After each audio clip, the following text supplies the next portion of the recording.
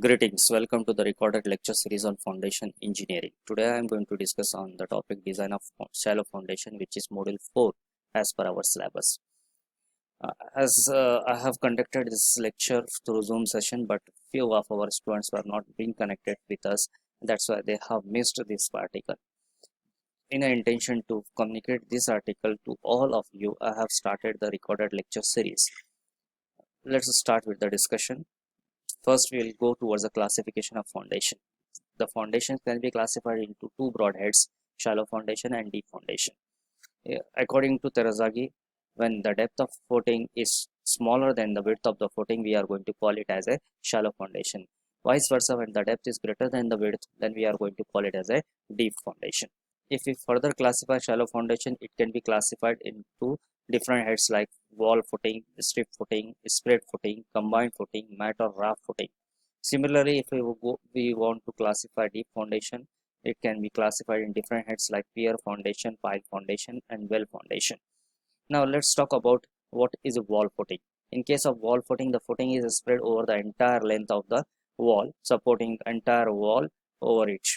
Uh, Similarly, when this footing which is spread along the length is supporting n number of columns above it, then we are going to call it as a strip footing. In case of a spread footing, it is for an isolated or individual column where the spread can be over the periphery of the column. Shape may depend upon the type of load or the geometry of the section. It may be rectangular in shape or it may be square in shape. This may have a step to depth, or it may be sloped in depth depending upon the minimization of stress along the section or saving of the material. When two columns are being placed nearer to each other, there may be conflict of the footing area. The footing area may get overlapped, or the overlap, thereby one may address a common footing for both the columns at a time. That type of foundation is called as a combined foundation. It may be in rectangular or trapezoidal shape depending upon the loads which are being attracted by the column. When the columns have equal load, we can address it by rectangular footing. When the columns are having unequal loads, then we are supposed to go with a trapezoidal shape. In case of mat or raft footing, these footings are generally adopted for a soil which is having low bearing capacity, where it is required that entire area has to be entire area of the footing has to spread up towards the plot area. We are going to cast inverted slab like foundation there, and that will support the n number of columns above it. When the depth of this raft or the slab is more than when the depth of this slab is more, than we are going to call it as a raft. When the depth of slab is minimum one, or it may be like a plate thickness, then we are going to call it as a mat foundation. Now let us go towards the classification of deep foundation. In case of deep foundation, we have three heads: pier foundation, pile foundation, well foundation. As it is stated that the depth of the foundation will be larger, means we are going to transfer the load at a larger depth, and for that the excavation at a larger depth is not possible. The one way to provide such a foundation is by drilling a bore or by driving a section to at the depth. So in the case when the large diameter of columns are driven, or a board for a larger depth and which supports a heavily loaded single column, then we are going to call such a geometry as a pier foundation. When these columns are of a slenderness, having a large slenderness ratio, means having large length and smaller diameter, they may be a slender one, and they may be in a geometry or assembly and supports the column. Then we are going to call that cylinder members as a pile and the foundation as a pile foundation. Sometimes the spread is very larger depending upon the heavy load, and the depth, stratum depth is also a larger, especially in case of the rivers or sea, where or offshore structure where we require to prepare a foundation. Then we are going to have a large excavation, open excavation. Such a foundation is called as a well foundation. Now let us talk about the functioning. So I will discuss in this particular chapter, I will discuss about the shallow foundation.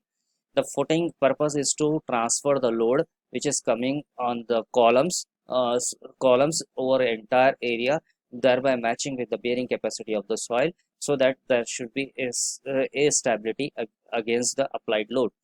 And the second criteria is that this pressure distribution should be such that there should not be any excessive settlements. The settlements are of two types. One, we say it as a uniform settlement overall, or the second one is as a differential settlements. The differential settlement depends upon the total planar geometry of the structure, whereas the individual settlement, it depends upon the individual column. So what we desire here, the pressure which is at the level of the footing or at the contact of the soil, it should be uniform. But when we see about the characteristics of the footing or the type of soil and the condition of soil, the pressure distribution mainly appears in the two format. For the cohesive soil, cohesionless soil, there will be smaller stresses at the edges and comparatively large stresses at the central portion.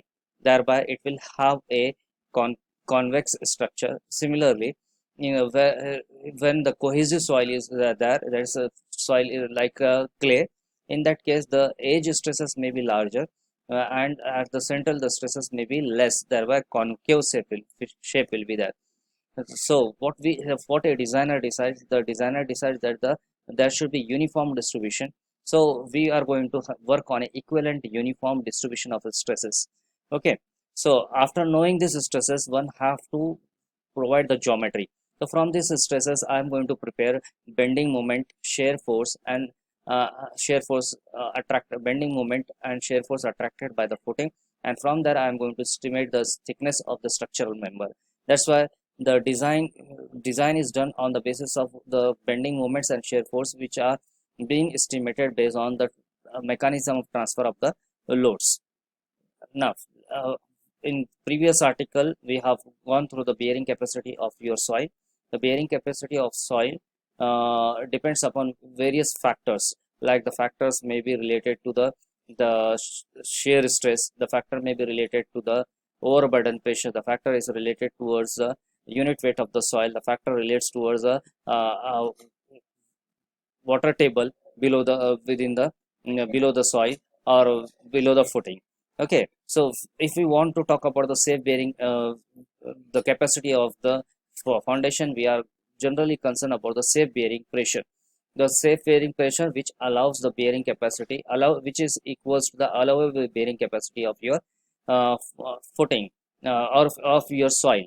Okay, so for in this case, we are going to have two basic assumptions. The very first one, safe bearing capacity based on the ultimate capacity of the soil, and the second one, the allowable bearing pressure on the basis of the tolerable settlements. Means we are going to consider here soil parameter to estimate what the capacity, bearing capacity, the footing will be there, and accordingly we are going to provide the spread of the foundation so that they may be in equilibrium. Similarly, we are going to think about the tolerable settlements. The tolerable settlements for this foundation is generally is given as a 40 mm in case of total settlement, and in case of differential settlement it is 25 mm. So based on that, we are going to estimate what is the based on this tolerable settlement, we are going to estimate what is the bearing pressure of that particular soil, and accordingly we are going to provide the spread of the foundation. Now let us talk about the computation of the safe bearing capacity. I think already we have learned this empirical formulas from Terazaghi equation, which we have discussed in module number 3 relating to bearing estimation of bearing capacity of the soil. It depends upon the type of foundation, it depends upon the shape of the foundation, it depends upon the depth ratio and many more factors. Let's go one by one. For a strip footing, the value of safe bearing capacity, allowable safe bearing capacity, is equals to 1 upon f in bracket c n c plus gamma d nq minus 1 in bracket close rw1 plus 0.5 gamma b n gamma rw2 bracket whole bracket close plus gamma into d 1 upon f, where here f is nothing but factor of safety defined for that particular case. C is the actual shear strength of the soil. Nc, n gamma and nq, these are the Terazaghi coefficients related to soil parameters. Gamma is the unit weight of the soil, and d is the depth of the footing. Rw1 and Rw2, these are the reduction factors related to water table. This Rw1 and Rw2 depends upon the location of water table. Similarly, B is here the width. So if we consider the equilibrium equation defined by Terazaghi, it has three components: shear component, the overstress component, and the unit weight of the soil. So this formula is being stated for the strip footing. If you go for a square footing, certain modification has been suggested by Terazaghi, taking care about the shape of the foundation. So here 1.3 30% increment is there in the component related to shear strength, and similarly there is a reduction of 10% in case of a unit weight of the soil. So the formula modified as a 1 upon F in bracket 1.3 CNC plus gamma D NQ minus 1 RW1 plus 0.4 gamma BN gamma RW2 bracket close plus gamma into D. What is this gamma into D? It says that the actual overburden pressure at the level of the foundation.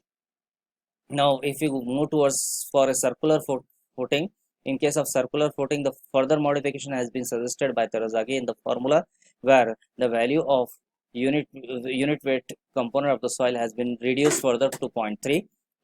So in case of rectangular footing, the geometry is being considered here. The B by L ratio is being duly considered, and this shape factors has been added into the empirical formula. That's why formula modifies to 1 upon F in bracket 1 plus 3 CNC in bracket 1 plus 0.3 B by L plus gamma into D NQ minus 1 RW1 plus 0.5 gamma B N gamma in bracket 1 minus 0.2 B by L bracket close RW2 plus gamma into D, where I have already stated the parameters which have been involved in this empirical equation, where D is the depth of the footing, B is the width of the footing. It may be a strip or a square or a diameter of a circular footing. So footing may be in a circular form. In that case, we are going to consider the diameter. L is the length of the footing. NC, NQ, and N gamma are the bearing capacity factor for a general shear failure. As we have discussed, there are different modes of failure of the soil. The soil may fail in general shear, the soil may fail in local shear, or the soil may fail in a punching shear. Okay, so accordingly the values of the bearing capacity factors changes. So in case of local shear failure, we have to adapt here the value of N dash C, N dash Q, N dash gamma, which has been defined by the Terazaghi, and which has been tabulated in a table.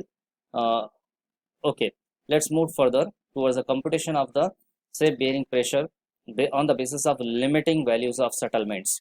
So for an individual footing, it is said that the settlement should not more than 25 mm. So to evaluate the bearing pressure, we are going to use a empirical relation which is related to the foundation width as well as SPT number. So QP is equal to 35 in bracket N minus 3 in bracket again once again the bracket start B plus 0.3 divided by 2B whole square plus RW2 into RD, where QP is the allowable net increase in the soil pressure over the existing soil pressure for a settlement of 25. N is the standard penetration number with applicable corrections. B is the width of the footing, and RW2 is the water reduction factor, whereas RD is the depth factor, which equals to 1 plus 0.2 D by B. The maximum value will be that D is equals to B. That's why it works out to 1.2. That's why he specifies this RD value should be always less than 1.2. For example, if the settlement is S in place of S25, means this is something value which I got. Instead of 25, I got here 30. So I will take the S value as a 30. The corresponding net pressure QP dash is given by. We have to correct this one. QP dash is equals to QP in bracket S dash divided by 25. Means here we have to add enhancing factor depending upon the increment in the in the settlement value. Okay, so today I will stop here with formulation. In next part I will discuss about the numericals on this particular unit. Thank you. Stay safe.